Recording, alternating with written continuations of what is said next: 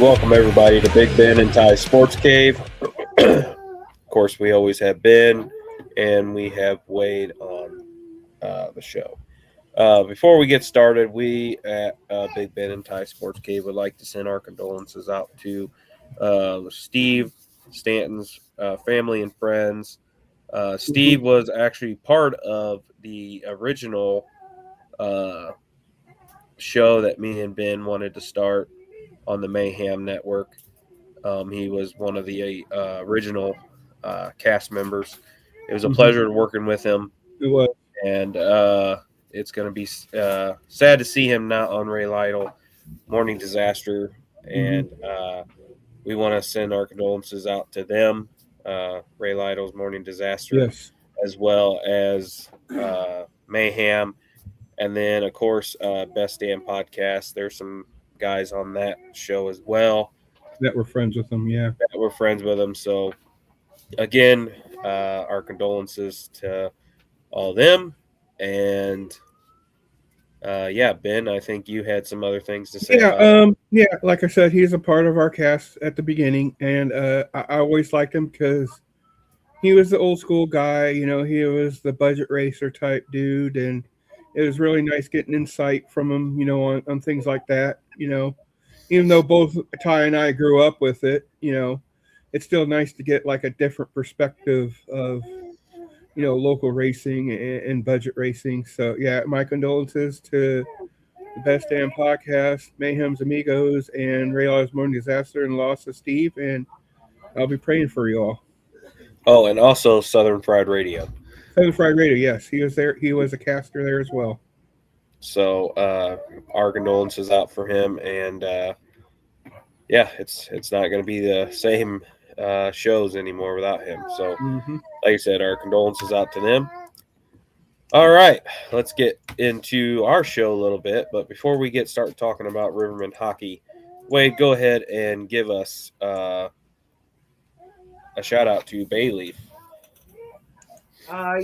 Bayleaf Indian Restaurant and Bar located in downtown Peoria next to the riverfront. A couple blocks walk from Carver Arena. Great place to get yourself some Indian food. Great atmosphere, great location, great service. Food for the entire family, including kids. Offer free parking before Riverman games. So that you can park there for free on Sunday before the afternoon game. You can go after the game, you know, and you get some food too. Just a great place to eat something new, something different, and I promise you'll enjoy yourselves there. So get on down there and tell them Wade and Big Ben and Ty Sports Cave sent you. Yeah, so get on down there. Like I said, the weather's been turning pretty nice. Of course, it's playoff hockey. So, yeah, get on down there and get some good Indian food before or after the game. All right, we'll get right into it. Thursday night, the Rivermen lost 2-4 against Knoxville. So it kind of put the Rivermen's back again.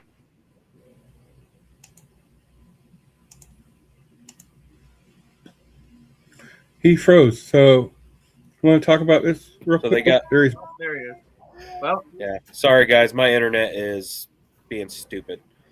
So it put the Rivermen back against the wall last night. They had to win to continue. Well, last night they showed up and they won 5-0 last night. Latinovic got his second shutout of the playoffs, and they forced Game 5. Wade, I watched that game. You watched that game. We kind of messaged back and forth last night. Total different team from Thursday night. Sounds like it. 100% different. I mean, the team came out last night with something to prove. They showed they wanted to win, play. I mean, there was a sense of urgency in everything they did. which Yeah. was seriously lacking from Thursday night. I don't know where this effort was then, but I'm glad it showed up when we needed it most in an elimination game that forced a game 5 Mm-hmm. here in Peoria. So, I mean, we got it right where we want it in our home barn with a chance to move on to the finals, which is Right. what you want. So we'll see what we got to offer come Sunday at 3:15. Yeah, 3:15. Riverman will face the Knoxville Ice Bears for Game 5. Last night, it was just, like you said, it was a total different team from Thursday. Like, defense was hustling out there. Offense was scoring. We actually scored a power play goal. I had to check my pulse because we actually scored on the power play. Um, the power play actually looked halfway decent last night with the puck movement and stuff, and like I said, Tino had a great game. Defense all around, basically, they played just 10 times better than Thursday. Thursday, it just looked like they were sluggish, um, didn't know how to pass the puck. I mean, they could just score at will almost there for a little while. They were in our offensive zone more than we were even, in the neutral zone. So, I mean, it was just constant pressure on Jack that night. Um, so Wade, what was your comments, I guess, on for Thursday night's game? Since we kind of already talked about last night's game a little bit, and we'll get back into last night's game. Yeah, I mean, absolutely. It was great to see Jack get his opportunity. I love the fact that he did get his opportunity. I'm not gonna say Jack had a perfect game. He didn't. That wasn't his sharpest game. But again, he had really no support, no help at all, offensively or defensively. He was hung out to dry most of the game, unfortunately. But like I said, it was great to see him finally get his opportunity. But it was just a total team failure in all phases of the game in front of him: offense, defense, special teams. Uh, they just didn't let Jack down. They let themselves down, and they obviously let us down as fans because the effort wasn't there.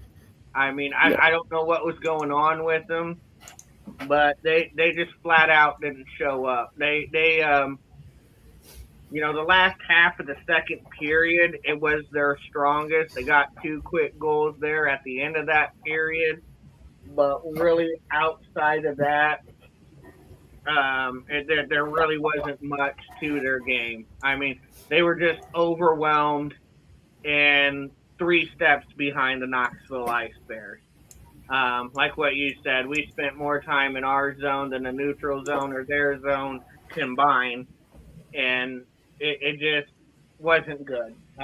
Taking undisciplined penalties, a couple of them. Um, it just it really was unfortunate. That was a very hard game to get through, to say the least. Yeah. No, it was. It was a pretty tough game. I did like last night. Finally, the refs finally said something to Muddinger. Yeah. Because I mean, he was getting out of control. I'm sorry, but he was way out of control almost all season. It's like they would let him get away with almost murder. It just seemed like. Right. And finally, they went and talked to him, and it was nice to see Garrett Devine give him a little shove back. Like, hey, knock this crap off. And I was actually kind of surprised that they pulled him in a way. I mean, you're already down 4-0. I mean, and then you went down 5-0, and you pulled them. It's like, well, why? Why? I mean, I guess they thought they were going to come back, which they could have. I'm not saying they couldn't have. But, I mean, you have dug yourself into a big hole being down 5-0, and you're pulling your best goalie because that's their best goalie. Out of the two they have, they Muddinger is their best goalie.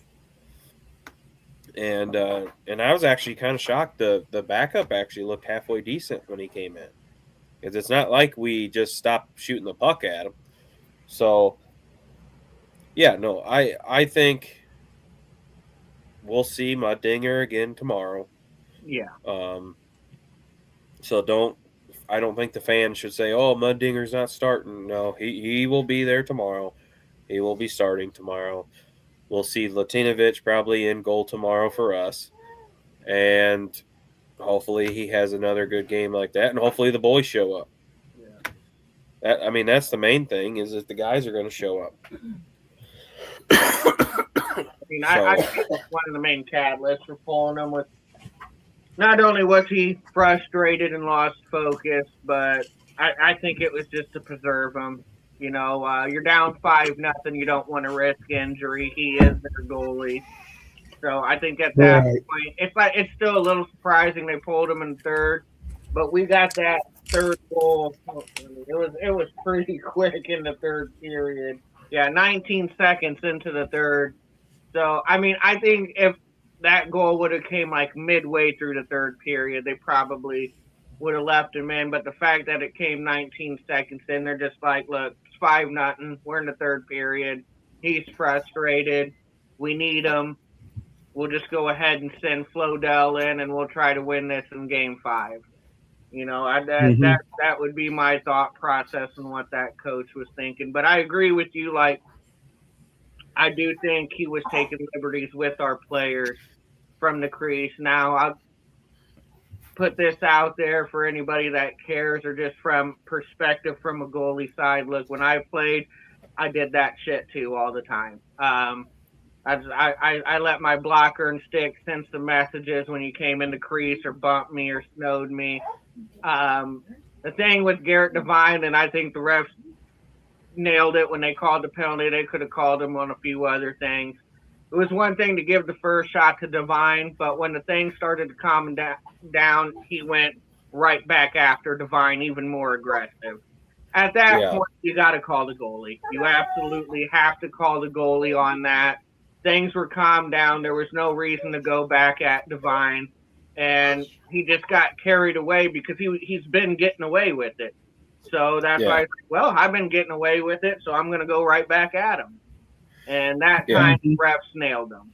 So, you know, hopefully they look at those plays a little closer that involved Dinger, because it was just Chartrand, but now it's anybody. Anybody that gets close to him or even slightly touches him or anything, he's getting carried away. And I do blame the officials on that, because they've let it go basically all season and all playoffs long. Yeah. And there was one point where our player got pushed into him. Yeah. And he thought our player ran into him when he didn't. Yeah. He got pushed into him. So, like, that was really uncalled for. And it's just, I'm glad they finally said something. Now, he did get just a slap on the wrist. He's going to continue doing it. He didn't get a penalty out of it. He just literally got, hey, don't do that. That's pretty much what he did or got. So I just don't see him stopping, because literally, like I said, all they said was, hey, you got to settle down a little bit. And like I said, we're not going to get into the refs, because I've got my own opinion on the calls that were not called and the calls that were called. So we're not really going to get into that too terrible much. But, at one point, one of our players literally got taken down. It was a tackle right in front of the ref, and they didn't call anything. And like I said, I don't mind the refs letting them play a little bit, because they have been letting them play, like, after the whistle, you got your extracurricular. They've been kind of letting that go. which is okay in some certain moments, but there's some moments where it could get carried away. And that's exactly what happened when Muddinger hit, Divine. It kind of got carried away. And then we got penalties out of it. But if they would call penalties, the start of the game when that stuff happens, that would probably deter people from doing that. So, do you guys think that on Sunday the refs will be paying a little bit more attention to that, or you think they'll if just they're good, keep going what they've been doing and let if it they're go good for a while? refs? If they're good refs, but I mean, I think they should. They should be watching that situation a little closely. Now, are they going to call penalty as soon as Dinger touches a Riverman player? That's not most likely to happen. Yeah, that's not what I'm implying. I'm just saying if when he carries on, if he gets overly aggressive, like blatant, gotta call that. It's one thing to give him one shot to clear the crease, but just like the one in Peoria that didn't get called, that I thought was absolutely ridiculous that it didn't get called. Like I said, it's one thing to give him a shot, but when you literally got somebody in a headlock and you're hitting them, there is no reason that's not a penalty. Right. I don't care who the player is. I don't care if, he was in my crease. That doesn't make it okay to put someone in a headlock and start swinging. Like, that was absolutely ridiculous that play didn't get, penalized. But, I was glad to finally see that, when he started taking liberties with Divine, the ref was like, all right, that's enough. Like, there was literally no reason for you to go back at him. That's a 2-minute rough all day. Right. And that's what I like to see. So maybe they will start taking a closer look at the plays in the crease when Mundinger gets himself involved. So when a goalie gets a penalty, who goes? Somebody that's somebody. Yeah. Yeah, send somebody. So like someone from the bench or something like that? No, somebody on the ice. If they were on the someone on the ice, okay, gotcha. Yeah. And you pick somebody there, send them, and they serve Dinger's penalty. So, yeah, that's what happened. Speaking of penalty, did you guys see the extracurricular in the penalty box by two of our players? Oh, I seen the video of that. That's kind of funny. Yeah. Matt Wiesner knocked down the camera with his stick, which I thought was awesome. And then when Chartrand got called, he covered it with a towel. Yeah. That was funny. Yeah. That was I made a comment on my page about that. I was just like, Riverman 2, penalty box camera 0. So we got 2 shutouts that night. Mm-hmm. Yeah, but I like that. The boys seemed fired up. They seemed together. They seemed on the same page. I mean, that was maybe one of our best, if not our best, playoff game in any round yet. And you can kind of tell that they were, you can kind of tell they were like having a good time because you just seen a smile on his face right before he took this stick and knocked the camera down. And yeah, I think he was laughing too because he's just laughing at how bad that call was. It was just, it was just so funny how he just went in there and was laughing, and then all of a sudden he just looks at the camera and takes his stick and just starts hitting it. It was funny to me. Boys looked better on the power play last night. They did. They looked really good on the power play last night. 2 power play goals. Right. Yeah, I mean, that's what we needed. We got to take advantage. Yeah, that told me how they played on that power play. I was like, okay, these guys are playing different. They want it. They're not rolling over. They're not laying down. Like these guys are together in this. And that was the first time we scored first in this series too, and it was the power play goal by Dennis. The other games, Knoxville got the first goal in the first period, but we got the first goal, and it was a power play, and I was just like, I didn't know what to do. I delayed in pressing my goal scoring button because I was like, wait, did we just score first, and it was a power play goal? Oh, shit, we did. Yeah. It was like, Wait a minute. We scored? No, we So, didn't. do you guys think that maybe during the team meetings before and after the games, Guy was like, "Hey, you guys need to do something better. I'm going to put my foot up your butt," and maybe that's what gave him the drive to get 5 goals on last night's game. Well, Oh, I'm sure he probably told them, "Do you guys want to be done for the year?" You yeah. know, because it's. Well, that too, yeah. I mean, that all there is to it. Like tomorrow night, it's do or die tomorrow night. He's It was like, "Do do you or guys die want to last go? night. You guys want to go another week, or you want to be done?" You Yeah, know, We got veterans on the team that know what it takes. Alex Bear, Pietrowski, Ernst, they've been there. They know how to win. They got 2 rings. So, I mean, they yeah. know what to do. They are skilled enough. They're pros. They know what it takes. They know what it takes to win this game. And they got to get other people to buy in and be on the same page, plain and simple. And that's what they did. That's what you seen come together last night was these guys communicate, be on the same page, and buy Right. into the game plan. And you've seen that on the power play. You've seen that on 5-on-5. You even seen that in the scrums. Just the cohesion they had together. Just Hmm. I love seeing that, and it provided great momentum and great confidence coming back to Peoria for Game 5. I'm really excited about this game. We got it in our hands. We just got to finish it, plain and yeah, simple. yeah. I mean, if we play like we did last night, we'll be fine. I Yeah. really do. I think we'll be fine. Knoxville was having a hard time, staying up with us. And that's what we have to do. We just have to keep that pressure. We have to keep doing the little things right. And Hmm. we did a lot of that last night. So, speaking of that, like I said, tomorrow I'm going to show this, and then Ben has a couple of racing news to do. But yeah, Game 5 tomorrow. Tickets are on sale now. They will be playing at Carver Arena tomorrow at 3:15 for Game 5, and we'll get into that in just a little bit. But Ben, you had some racing news, I believe. Yes.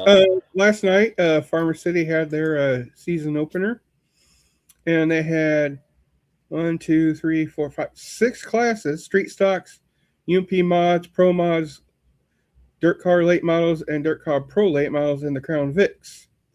So the top 3 for the features of that for the street stocks were Joe Brown, Josh Griffin, and Jerry Crick. I almost said Kendrick. But anyway, the modifieds are Austin Freeman, Carson Freeman, and Jeff Curl. Pro modifieds, Jake Montgomery, which he's a Peoria local. He's a really good guy, a really good racer. Donnie Martin and Drake Compton. The late models, the pro late models, I call them pros, but super late models. Jason Wagner, Timmy Dick, and Robin Huffman. Pro late models were Chase Wilson, Blaze Baker, and Ricky Frankel III. And then the Crown Vics was Jeremy Zayer, Jeff Hall, and Aiden Crowell. And Jeff Hall is one of the persons that basically run Peoria Speedway, so that's pretty cool seeing him getting into racing. And that was Friday at Farmer City. Now, tonight is the Gary Swybold Memorial Race, and all the information's on there. It's nice out here right now, so as soon as the show's over with, since there's no Riverman game tonight, head on down to Peoria Speedway if you're in the area and watch some good racing. Because there's going to be a lot of big name stars. There's going to be Tanner English there. Jason Fager. I'm sure there's going to be there's just a bunch of great drivers there for the first race of the year. I won't be able to go due to certain circumstances, but I'll definitely be watching it on Flow. So if you can't make it there and you have Flow, you can watch it on Flow tonight. And that's the racing news. Yeah. Like I said, if you can't get over to Peoria Speedway, it will be on Flow. I don't watch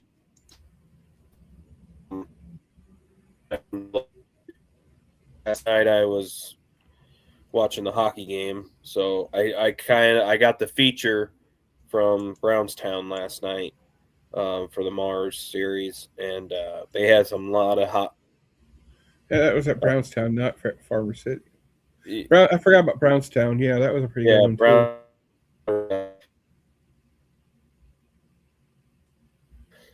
Like I said, they had a lot of guys. Ryan Gustin had here, Henry English there. A lot of the big guys. Junior was there. Yeah. So it'd be interesting to see who all goes to Peoria tonight for the Mars. So, like I said, I will be watching that tonight. But for now, like I said, we'll get into tomorrow's game. Again, that's 5:00 or 3:15 at Carver Arena against the Knoxville Ice Bears, Game 5. Well, I'm happy we're going to Carver Arena tomorrow, Wade. That's all I got to say. It was after Thursday night, I had my doubts. I'm not going to lie. But they pulled it off last night, and we got Evansville is already in the finals. So, if they think this was tough, if we get past Knoxville, the finals are going to be really tough. Right. Evansville has just had the Rivermen's number all season because they're just so good at they're such a defensive minded team that they can win games, 2-0, 1-0, and be fine. So Stead's unbelievable. Yeah, I mean Stead, he was one of I'm glad Jack got it, but I was actually surprised that Stead didn't get it. He is a very good goalie, and I'm kind of anxious to see if we do get past Knoxville, how we're going to attack Evansville, because we're gonna have to. Evansville is very tough. They block shots. Yeah, like I said earlier, I know we hate not seeing Boss, the SPHL goalie of the year, being there, but I seriously think, like I said before, I think Guy is maybe waiting for him for the championship game, so that way you can have a award-winning goalie in the net for that series. Well, I agree, but I disagree because, and Wade might have some other comments on that. You got to play your backup goalie as well. Right. Wade could probably contest to this. If you haven't played in 20 games and then you're getting put in, you're going to be rusty. To it. Right. If you're sitting on the bench for 20 plus games, it doesn't help you. Yeah, maybe if it was 4-0, they could have put Boston, to get a little bit of game time. They're not going to pull a goalie for a possible shutout. They're not going to do that. No, yeah. It's just right now you're gonna see Tino. It's Tino's show right now, and like I said, Tino's played well. Like I said, I'm glad Boss got his opportunity. He wasn't put in an easy situation. It was 3 weeks since he last seen any action, and he came in a pivotal game 3 on the road against a great team. There was no ease into it. Like, he had to be sharp before the puck dropped. And like I said, it's not all the goals were on Boston, but he wasn't as sharp as he needed to be. And I'll be the first to admit that. Guy made his choice. He chose Tino. So it's going to be Tino. It's for the majority of the time. You might see Boston one of the championship games. You might see that. But it's most likely going to be Tino, and Mhm. he's playing well. So, Yeah, not saying he is. I'm just, I get it. It's frustrating. It's Jack did win goalie of the year. You would have liked to see him get that opportunity to start, but he didn't. Tino's playing well. yeah. I guess I'm just thinking, you're saving the best for last is the kind of mentality I was thinking. Yeah, I But mean, but you can't. You yeah, can't just save him because, like I said, you keep riding him on the bench, he's going to get rusty. yeah, I mean, it's Yeah. the same thing with Major League Baseball players. You bench them and then you put them in the game and expect them to hit. Well, if they haven't seen live at bats for 2 weeks, they're Right. not going to be up to where they need to be.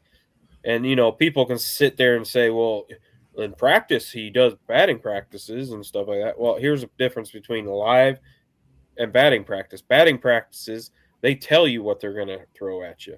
Okay, here comes a fastball. Here comes a curveball. Here comes a slider. They tell you that. It's kind of the same thing with a goalie. You're not going to purposely try to hurt your goalie in practice. So I'm not saying the guys don't shoot 100% at the goalie because I'm sure they do, but it's different when it's your teammates than your opponents. yeah. Live It's game action different. is always different. Yeah. And with him riding the bench as long as he did, he was rusty. Right. And it showed. It showed 100%. He was not on his game. But do you think they should hold that against him and not start him at any championship round? I don't think they should. No. Right. Well, do you guys think that maybe since Tino's a vet and whatnot, and it's getting close to the end of his career, do you think they're just letting him have one last hurrah, before he I decides to, you know, slow down the games he plays next year or in upcoming years, honestly, maybe?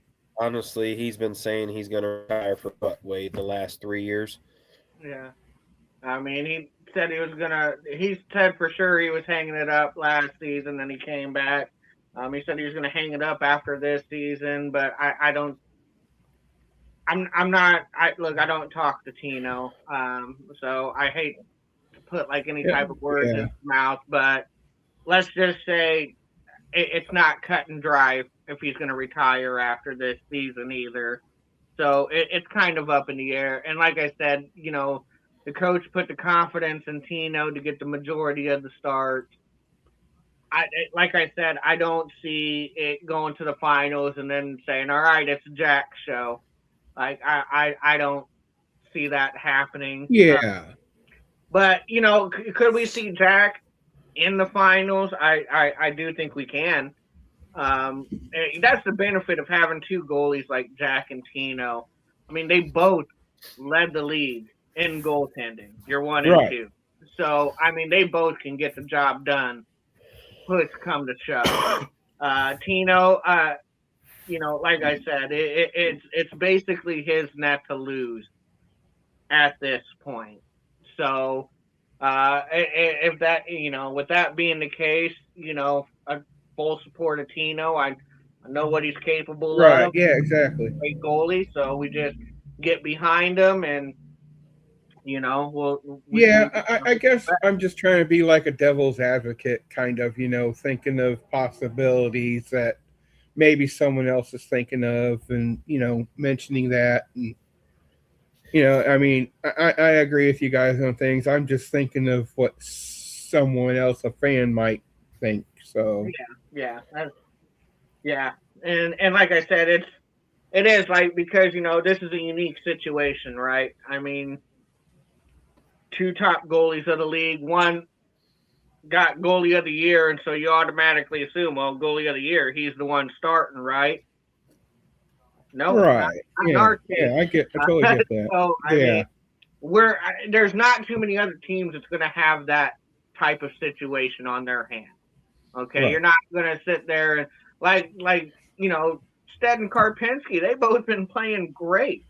I mean, honestly, this is probably the best I've seen Karpinski play. But you're not going to go, yeah, they're going to start Carp. Like, no, they're going to start Stead. I mean, we have that if there was an actual media scrum where they do press conferences, one of the first questions always asked would be, why Tino over Boston? What's the plan with Boston? Is he those would be the dominating questions because of the situation and circumstance that Riverman had with two top goalies of the league. Mhm. Well, it would have been the same questions like last year. Yeah, I mean, it'd be the same question like last year. I mean, they would have asked what's going on with music. Yeah.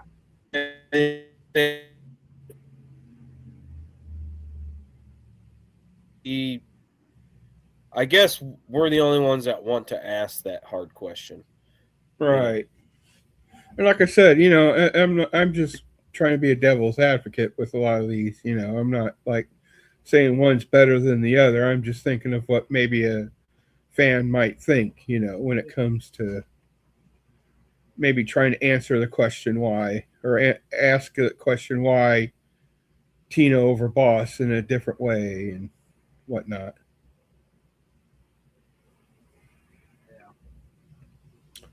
This tie froze again. Yes. So, I don't know what else Ty wants to do, but again, the game tonight, you know, everybody in the area, if you can, pack that place again one more time for us because this might be the last time you see him till next year. We don't know.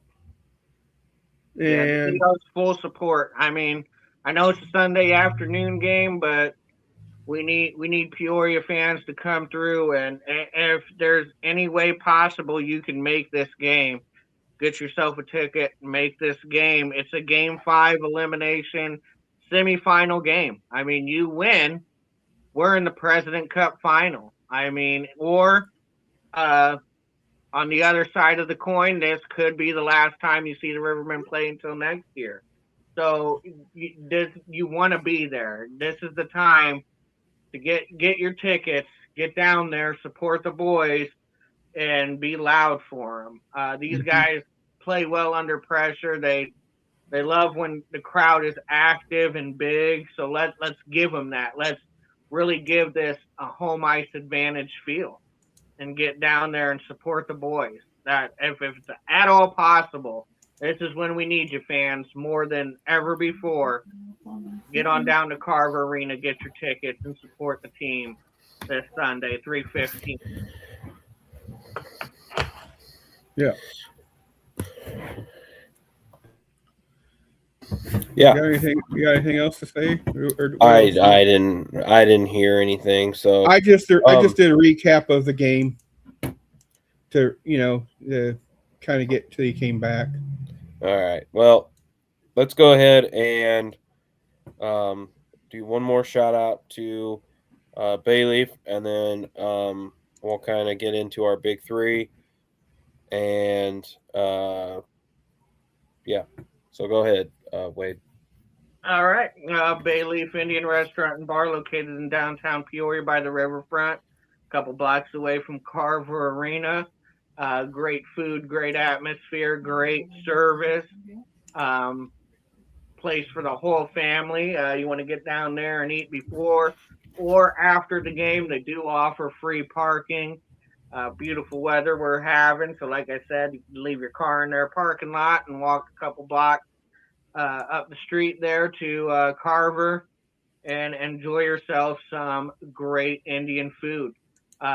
Get on down there, tell them Wade sent you, and Big Ben and Ty Sports Cave sent you. Mm-hmm. So yeah, get on down there to Bayleaf and tell them that we sent you. And like I said, on hockey nights, keep your car down there, free parking. That way you don't have to pay the $15 or $10 or whatever it is to park. So with that being said, let's go ahead and get into our big three for tomorrow's game 5 Ben, go ahead and start off with our big three. So we need to play like we did last night. So get the first goal. That'd be one. Two, again, control the neutral zone, and three, like I've been saying the past couple shows, the defense needs to help. Well, it looks like it's going to be like Nick in there again. So help Nick, keep those goals out of the area and get it away from there. And with that said, again, it'll probably be Nick there. So that's Nick, and I like to see the Ryder brothers help keep the puck out of there for Nick. And then I like to see, Divine, Gillette, and Shmuel get a goal for us or more to win this so we can go to the championship game. And that's my 3-on-3 for the big three. All right, Wade, go ahead. All right, I'll start with my keys. First key is team defense. Not just the defenders, but the forwards got to be back checking as well and really getting in those passing and shooting lanes and clearing rebounds in front of Tino. Do their best to help him out.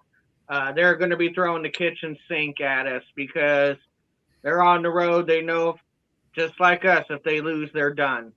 So it's all hands on deck. We need everybody to contribute on the defensive side of things and make it tough for them to get the pucks clean in on Tino. And number two would be limit the turnovers. Again, if we can limit the turnovers, especially in our zone, that bodes well for us moving on. Again, turning the puck over in our zone, giving them golden opportunities. If you do that, eventually you're going to get burned. So especially against a good offensive team in Knoxville Ice Bears. So very important to limit those turnovers. And the first key is fundamentals. Do the little things right. Winning the face-off, winning the puck and board battles, winning one-on-one battles. You got to do the little things right. I mean, if we lose a big defensive face-off, that could set them up to score on Tino. I mean, it's literally the little things that matter most that sometimes people don't realize. So our fundamentals got to be sharp. We got to do those little things correct more than not. Players to highlight, I kind of got 4 because this is the first time I'm going to highlight a goalie, but I have to highlight Nick Latinovich. More than likely, he gets that nod for Game 5, especially after a shutout.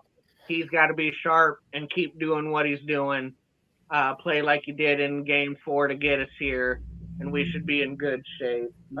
Also, for the players, first guy I want to highlight is Griffin Fox. I thought Griffin Fox had a fine game. I think he's due to get on the board with a goal. And I just like the way he's playing right now, so I have a good feeling about Griffin Fox. Number 2, again, I'm going to highlight Michael McChesney. He's kind of fallen off a little bit, if I'm being honest, especially in this series. I really haven't seen him as active as I'm used to seeing him out there on the ice. I'm not saying he isn't trying. I do see him out there giving effort. I just like to see him get the puck on the net a little more often and give himself some more opportunities to get a big goal, kind of get that monkey off his back and get him going. And the last guy I'm going to highlight, I really like this kid. Hope he comes back next year. But I got to shout out Colin Diakawa. This kid has been unbelievable the entire playoffs. He's got 7 assists, points in every single playoff game but one. And in a lot of those games, he's got 2 assists. This kid is good on the puck. He knows how to set people up for success. He can throw the body around. He's good at passing the puck. He has a very good hockey IQ for being basically a rookie. you know. So I can't say enough good things about Diakawa, and I think he can play a pivotal role in this fifth and final game, and who knows, maybe get his first goal in that game 5. So that's my big 3. All right, my big 3. Number 1 for the game is stay out of the box. Don't take stupid penalties. There was a couple penalties that we took last night that were pretty ignorant on our part. Don't give them a chance to get on the power play over something silly penalties. Number 2, play the full 60 minutes. Just because you're up maybe 2-0 or 3-0, don't let off. Just keep going. Play all 60 minutes and basically do what we did last night. I mean, the guys did not let off all night last night. It seemed like they played a full 60 minutes, and good thing happened. Good thing happened. They won. So the third one is going to be control the neutral zone. Last night we did pretty well on that. I mean, even Knoxville, they have a shorter neutral zone than any other arena as well. So, yeah, control the neutral zone, be aggressive in the neutral zone. Our forwards need. I saw that last night. The forwards were pressuring the defense to move the puck, and I think we need to do a lot more of that tomorrow as well. My big 3 players. Number 1's going to be J.M. Pietrowski. Right now, he is on a rampage right now with goals, scoring 2 last night. We're definitely going to probably need him to come through tomorrow's game and maybe get 2 more. My second one is going to be Connor Schmuel, kind of like what Ben said. Connor Schmuel is very good on the forecheck. He's a little speedster for us, and he's playing really good hockey. Very kind of like what Wade said about I can't say his name right. Number 10, what's his name? Diakawa. Kaiwa. I can't even say it. He's very good on IQ. He knows where to be, and I would like to highlight him. My third is going to be the Alec Bear. You know, when it comes to pressure, a lot of players lean on the captain. When we won the championship with Hageman as our captain, they leaned on him, and he came through. So Alec Bear, you got the weight of the world on you right now, and I'm gonna see how he takes that and runs with it as our captain. Because, like I said, he's been doing he seems to be doing a lot better with his captain duties. I know a lot of fans were questioning his C on his jersey a lot this year. So it's good to see that he's coming around and taking that captain spot serious. And I think he knows that this is do or die tomorrow. So and a lot of guys are going to be leaning on him for